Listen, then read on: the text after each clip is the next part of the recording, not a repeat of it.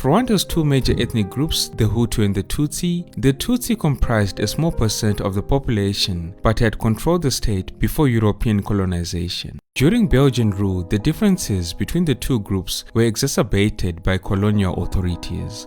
The Belgians had a preference for the Tutsi and elevated members of the group to positions of power in the political, economic, and social system of the colony. Furthermore, in the 1930s, the Belgians institutionalized the politics of the manipulation of ethnic identities when they distributed identity cards which indicated whether the holder was Tutsi, Hutu, or Twa. The perception of ethnic identity became hierarchical, with the Tutsi on top, followed by Hutu, and finally the Twa. This had the effect of increasing the tension between the groups. The Mwami, who was the king of Rwanda, and the traditional system of Tutsi nobles were reinforced and strengthened by the Belgians. A key part of the ideology they constructed was the myth that the Tutsi were invaders who had overrun Rwanda in the pre-colonial era and enslaved the Hutu. They said the Tutsi were an alien group that had no legitimate status in Rwanda. This myth became ethno-historic gospel and was seized on by Hutu politicians for their own propaganda purposes.